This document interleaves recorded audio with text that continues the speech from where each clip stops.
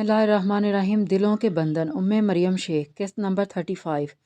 अरवश सलाम फेर कर काफ़ी देर से तस्बीह पढ़ रही थी। मोबाइल की बेल पर उठकर टेबल से मोबाइल उठाया। नंबर देखकर चेहरे पर मुस्कुराहट दौड़ गई। शाह, आप खैरियत से पहुंच गए थे? सफ़र में कोई परेशानी तो नहीं हुई? वो पूछ रही थी। नहीं मेरी जान, सफ़र बहुत दुश्वार गुजरा था। शाह गमगीन आवाज़ में बोला। क्यों? अरवश बेसाख्ता बोली। तुम्हारी याद सताती रही, एक मिनट भी सुकून से नहीं गुजरा। वो बेचारगी से बोला। उसकी आवाज़ में मुस्कुराहट का तासुर था। मुझे भी पूरी रात नींद नहीं आई, आपकी बातें याद आ रही थी। सुबह के वक़्त आंख लगी। वो धीमे लहजे में बोल रही थी। तुम अपनी नींदें ख़राब मत करो, मैं पूरी कोशिश करूँगा जल्द से जल्द वापस आ जाऊँ। वो मजबूत लहजे में बोला। शाह, जब तक डॉक्टर खुद ना भेजें तब तक आप कोई भी कोशिश नहीं करेंगे? अरवश फ़ौरन से पेशतर बोली। एक तो मेरे बेबस होने से सबको मौका मिल गया है यहाँ। मखदूम शाह मुझ पर हुक्म चला रहे हैं, वहाँ से तुम। शाह खफगी से गोया हुआ। हम सब आपको मुकम्मल सेहतियाब होते देखना चाहते हैं। आपको हमारा प्यार भी बुरा लग रहा है? वो ताज्जुब से बोली। बाकी सब की छोड़ो, तुम अपनी बात करो, मुझे कितना चाहने लगी हो। शाह ने यकदम बात बदली। खुद से भी ज़्यादा। अरवश बेसाख्ता बोली, फिर झपक गई। शाह ने कहका लगाया। इजहार मोहब्बत पर शर्माने वाली क्या बात है? तुम महबूबा नहीं बीवी हो। बीवी पर तो खुल्लम खुला इजहार भी जायज़ है। इस तरह हस्बैंड वाइफ के दरमियान मोहब्बत बढ़ती है। शाह ने दूर बैठकर भी इसकी झपक महसूस कर ली थी। हस्बैंड वाइफ की मोहब्बत इजहार की मोहताज नहीं होती, ये तो खुद ब खुद पनपने लगती है। अरवश धीमे लहजे में बोली। वाह, मेरी दब्बू सी बीवी को तो बड़ी बड़ी बातें करना आ गई हैं, कभी तो नज़र भी नहीं उठाई जाती थी। शाह खासा महफूज हुआ। आपकी सोहबत का असर है। वह तुर्की ब तुर्की बोली। शुक्र है, असर मुस्बत है। वो जुमानी लहजे में बोला।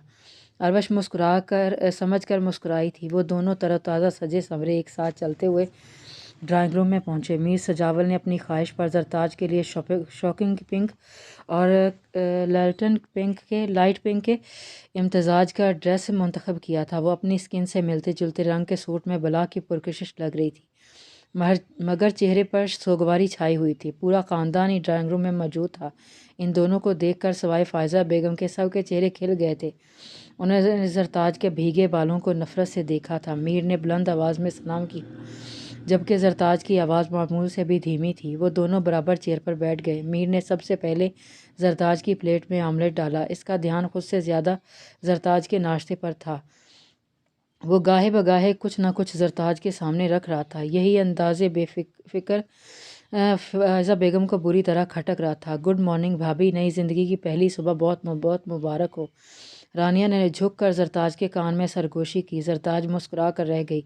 मीर साईं, शाम के इंतज़ामात पर एक नज़र डाल लेना, ऐसा ना हो कोई कहीं कमी रह जाए और तुम बाद में हम पर बरसो। मीर जाफ़र ने शगुफ्ता लहजे में कहा। कोई कमी रहने का तो सवाल ही नहीं उठता, फिर भी मैं देख लूँगा। मीर ने चाय का शिप भरते हुए जवाब दिया था। ओके, आप सब नाश्ता करें, मैं अब मर्दाने में जा रहा हूँ।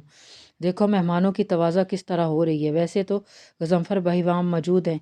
मीर जाफ़र घूम कर आए और जरताज के सर पर हाथ रखा। भाभी जल्दी से वॉच दिखाएं, पूरे गांव में आपकी मुंह दिखाई के चर्चे हो रहे हैं। हमें तो सजावल भाई ने झलक भी नहीं दिखाई थी, फिर भी राह से बार बार नज़रों के सामने आपकी वॉच घूम रही है।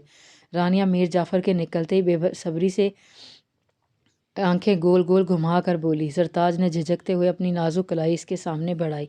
वाह, बहुत खूबसूरत है, जितना सोचा था इससे भी ज़्यादा है। मगर आपके हाथों से ज़्यादा नहीं। वो खिलखिला कर हंसी। जरताज का चेहरा शर्म से सुर्ख पड़ गया था। बस बस, अब नज़र मत लगा देना, इनकी नई नई शादी हुई है। हनाने ने शरारत से टोका था। हो ना हो मेरी नज़र वैसी नहीं है। इसने नाक चढ़ाई। ना बाबा, कैसी भी हो, लेकिन तुम मेरी दुल्हन की ज़्यादा तारीफ़ मत करो, पहले ही नाजुक सी है बेचारी, इसे कुछ हो मैं बर्दाश्त नहीं कर सकता। मीर सजावल मसनूई संजीदगी से बोला। सजावल भाई, आपको तो बस मेरी टांग खींचने का मौका चाहिए। वो फ़ौरन बुरा मान गई थी। मीर साईं, अभी से इतना सर पर मत चढ़ाओ कि बाद में उतारना मुश्किल हो जाए। फ़ायज़ा बेगम बेलाखिर बोल पड़ी। अम्मा, कौन कम वक्त उतारना चाहता है? मैं तो चाहता हूँ ये ज़िंदगी भर मेरे सर पर यूं ही सवार रहें। इसने मोहब्बत पाश नज़रों से जरताज को देखा। करो चोंचले, हमें क्या, बाद में खुद ही सर पकड़ कर रोओगे। वो मुंह बनाकर बोली। ए लड़की, जाओ मेरे रूम से बीबी की चादर लेकर आओ। मीर सजावल ने बर्तन समेटती मुलाजमा को हुक्म दिया। क्यों, ये कहाँ जा रही है? फ़ायज़ा बेगम को फिर मरोड़ उठा। डॉक्टर के पास ले जा रहा हूँ। फ़ायज़ा बेगम साहबा की तबीयत नासाज है। सजावल میر سجاول دھیرے سے کھنگارتے ہوئے بولا۔ زرتاج نے چونک کر سر اٹھایا، پھر میر سجیول نے اسے آنکھوں میں چپ رہنے کا اشارہ کیا۔ کل تک تو ٹھیک تھی، مجھے تو ابھی بھی ٹھیک ٹھاک لگ رہی ہے، کیا ہوا ہے طبیعت کو؟ فائزہ بیگم مشکوک ہوئیں۔ ٹیمپریچر ہو گیا ہے، شاید تھکن کی وجہ سے، ڈاکٹر کو چیک اپ کروا کے میڈیسن لکھ دی گی تو آرام آ جائے گا، پھر شام کو ولیمہ بھی ہے، زیادہ بیمار نہ ہو جائے۔ وہ فکر مندی سے بولا۔ فائزہ بیگم بیٹے کا منہ دیکھ کر رہ گئیں، وہ ماں تھیں، بیٹے کا جھوٹ سچ سب جانتی تھیں۔ آپ نے جھوٹ کیوں بولا؟ میں تو بالکل ٹھیک ہوں۔ زرتاج فرنٹ سیٹ پر بیٹھتے ہی بگڑ کر بولی۔ یار پورا دن تمہارے ساتھ گزارنا چاہتا تھا، دیکھ رہی ہو گھر میں کتنا رش لگا ہوا تھا، میں تمہیں کیسے اپنے ساتھ رکھوں؟ دن میں تمہیں لے کر روم میں بھی نہیں رہ سکتا۔ اس نے زرتاج کے شانے پر بازو پھیلا کر معنی خیز انداز میں بتایا۔ شام میں ولیمہ میں سب کی موجودگی میں رات تک تمہیں دیکھنے کے لیے بھی ترس جاتا، اس لیے بہانہ بنا کر لایا ہوں۔ فارم ہاؤس پر ہمیں ڈسٹرب کرنے والا کوئی نہیں ہوگا۔ میر نے گہری نظروں سے زرتاج کو دیکھا تھا۔ اچھا تھا نا، اس بہانے سے ہی صحیح پورا دن آپ سے دور رہتی، آپ کی موجودگی میرے لیے ناقابل برداشت ہے۔ زرتاج نے ونڈو اسکرین پر نظریں جمائے صاف گوئی سے کہا، مگر اب تو زندگی بھر کا ساتھ ہے، مجبور ہی صحیح برداشت تو کرنا پڑے گا نا۔ میر نے ہلکے پھلکے انداز میں کہتے اس کا گال چھوا تھا۔ دلبر سائیں پلیز تم چادر سے چہرہ کور کر لو، آپ کو اب بھی یہ سب مذاق لگ رہا ہے کیوں؟ کہ جو آپ کے دل نے کہا وہ آپ نے کیا، جو آپ نے چاہا وہ پا لیا، مگر اللہ کا انصاف ابھی باقی ہے اور مجھے اس پر پورا بھروسہ ہے، وہ میرا انصاف ضرور کرے گا، آپ ایک دن ضرور پچھتائیں گے۔ زرتاج نے اس کا ہاتھ جھٹک کر آنکھوں میں اترتی نمی کو پوروں میں سمیٹا۔ مجھے بددعائیں دے رہی ہو؟ میر نے ایک جھٹکے سے بیچ سڑک پر گاڑی کو بریک لگایا۔ زرتاج نے چونک کر اس کی تیزی سے سرخ ہوتی آنکھوں میں دیکھا تھا۔ بددعا نہیں ہی سمجھ لیں، آپ نے میرے ساتھ جو کیا ہے اس کے بعد صرف دل سے بددعا ہی نکل سکتی ہے۔ وہ حد درجے بے مروت ہو رہی تھی۔ میر نے اس کے جواب پر مکمل خاموشی اختیار کر لی۔ وہ گاڑی واپس حویلی کے راستے پر ڈال دی۔ حویلی کے پورچ میں پہنچ کر اس نے فرنٹ سیٹ کو ان لاک کیا۔ زرتاج خاموشی سے اتر کر اندر کی طرف بڑھ گئی۔ اروش کیا کر رہی ہو؟ رخسانہ دروازہ نوک کر کے اندر چلی آئی تھی۔ نماز پڑھ رہی تھی خالہ جان، فری ہو کر نیچے آنے ہی والی تھی۔ اروش نے بیڈ سے اٹھنے کی کوشش کی۔ ارے بیٹا بیٹھی رہو، میں تو یہ پوچھنے آئی تھی شام کو ہم سب ہی میر سجاول کے ریسیپشن میں شرکت کے لیے جا رہے ہیں، سمینہ بھی جائیں گی؟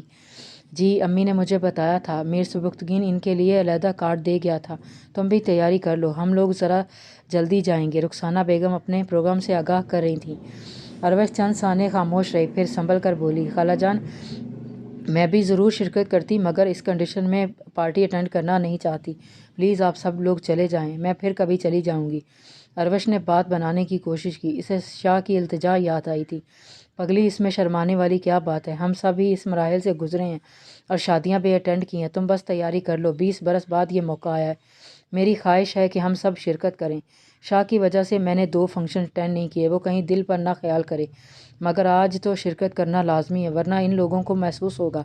خالہ جان پلیز یہ میری ریکویسٹ سمجھ لیں، مجھے نہیں جانا، اس نے منت کی۔ رخسانہ چند پل اسے دیکھتی رہی، پھر تعجب سے بولی، چلو ٹھیک ہے جیسے تمہاری مرضی، کوئی زبردستی نہیں، مگر اس خاص موقع پر تم ساتھ چلتی تو اپنے ننیہال کے سبھی رشتہ داروں سے مل لیتی، وہ سب بھی تمہیں دیکھ کر بہت خوش ہوتے، سندس والے زخم کو آرام مل جاتا۔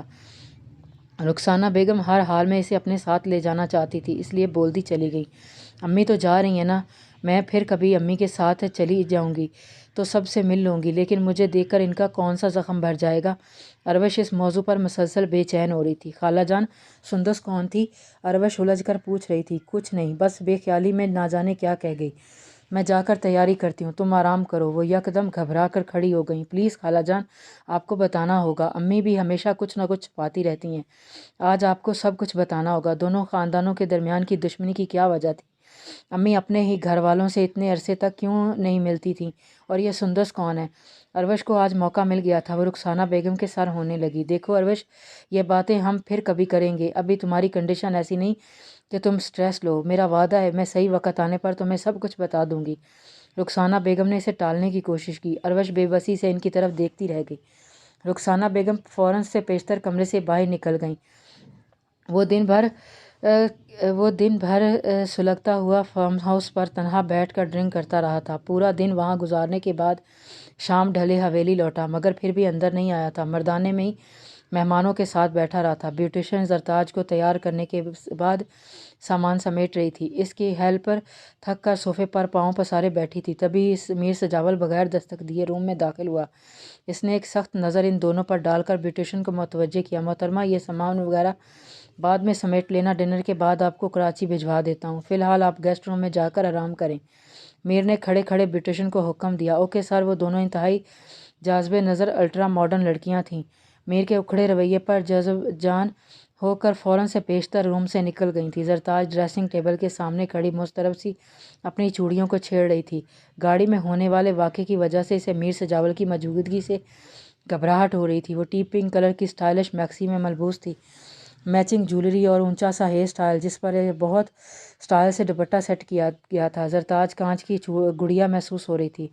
میر صبح کی تلخی بھلائے اس کی طرف کھنچا چلا گیا۔ اسے ایک بار پھر اپنی قسمت پر رشک آ رہا تھا۔ زرتاج کی مکمل دلہن کے روپ میں اپنے بیڈ روم میں موجودگی نے اسے اندر تک سرشار کر دیا تھا۔ وہ پورا دن ایک بار بھی اس کے سامنے نہیں آیا تھا۔ زرتاج کی متلاشی نظریں سارا دن میر کو ڈھونڈتی رہی تھیں، لیکن اس نے دوبارہ حویلی کے اندرونی حصے میں قدم نہیں رکھا تھا۔ اب وہ آ گیا تھا تو دل کی دھڑکنیں بے ترتیب ہو رہی تھیں، سانسوں کی رفتار تیز ہو گئی تھی۔ اب تو خوش ہونا، پورا دن تم سے دور رہا ہوں۔ میری موجودگی تمہارے لیے ناقابل برداشت ہے۔ میری غیر موجودگی نے یقیناً سکون فراہم کیا ہوگا۔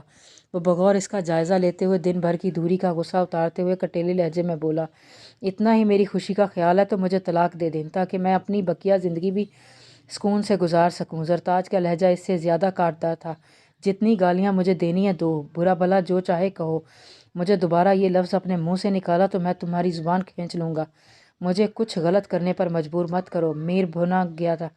جو آپ کر چکے ہیں اس سے زیادہ کیا غلط ہوگا؟ آپ نے تو غلط کی انتہائی کر دی تھی، وہ تلخی سے بولی۔ میر کا چہرہ سرخ ہو گیا تھا۔ اس نے پلٹ کر ڈریسنگ ٹیبل کے شیشے میں پوری قوت سے ہاتھ مارا۔ شیشہ بری طرح کریک ہو گیا تھا۔ چند ٹکڑے ٹوٹ کر زمین بوس ہو گئے تھے۔ زرتاج کے منہ سے بے ساختہ چیخ نکلی تھی، یہ کیا کر دیا آپ نے؟ آپ پاگل ہو گئے ہیں؟ دیکھیں کتنا خون نکل رہا ہے۔ وہ میر کے ہاتھ سے خون کا فوارہ نکلتے دیکھ کر تڑپ گئی تھی۔ ہاں میں پاگل ہو گیا ہوں، تم مجھے پاگل کر رہی ہو، تمہاری بددعائیں رنگ لا رہی ہیں۔ وہ 2 قدم پیچھے ہٹتے ہوئے بولا۔ تبھی دروازے پر دستک ہونے لگی۔ آپ کے ہاتھ سے بہت خون بہہ رہا ہے۔ زرتاج رونسی ہو کر آگے بڑھی تھی۔ مجھ سے دور رہو، میرے پاس مت آنا، مجھے تمہاری ہمدردی کی ضرورت نہیں ہے، میر سرد مہری سے بولا۔ زرتاج لب کاٹنے لگی۔ وہ زخم پر دوسرا ہاتھ رکھے خون روکنے کی کوشش کر رہا تھا۔ اس نے ہی جا کر دروازہ کھولا۔ میر صبح سے تم غائب تھے، اب بھی تیار نہیں ہوئے آپ دونوں کتنا ٹائم لیں گے؟ پنڈال تقریباً مہمانوں سے فل ہو چکا ہے اور یہاں اب تک فوٹو شوٹ بھی نہیں ہوا ہے۔ فوٹوگرافر بیچارہ کب سے انتظار میں بیٹھے ہیں۔ روانی سے کہتے ہوئے میر سبکتگین کی نظر اس کے زخم پر پڑی تو وہ شاکڈ رہ گیا۔ یہ کیا ہوا ہے؟ یہ چوٹ کیسے لگی؟ اس نے پریشانی سے استفادہ کیا۔ میر نے کوئی جواب نہیں دیا۔ چلو جلدی چلو میرے ساتھ، تمہارا دماغ خراب ہو گیا ہے، یہ وقت ہے یہ سب حرکتیں کرنے کا۔ میں نے سمجھایا بھی تھا، جوش سے نہیں ہوش سے کام لو، مگر مجال ہے تم پر کوئی اثر ہو جائے۔ میر سبکتگین جھنجھلاتے ہوئے اسے پکڑ کر حویلی کی بیک سائڈ پر لے آیا۔ اس کے نے موبائل نکال کر ڈرائیور کو کال کی۔ ڈرائیور گاڑی لے کر پہنچو تو میر سبکتگین اس کے ساتھ بیک سیٹ پر بیٹھ گیا۔ جلدی سے قریب ہی کسی کلینک پر لے چلو۔ جی سرکار۔ ڈرائیور نے گاڑی ریورس کی۔ وہ بھی میر سجاول کا زخمی ہاتھ دیکھ چکا تھا۔ جاری ہے۔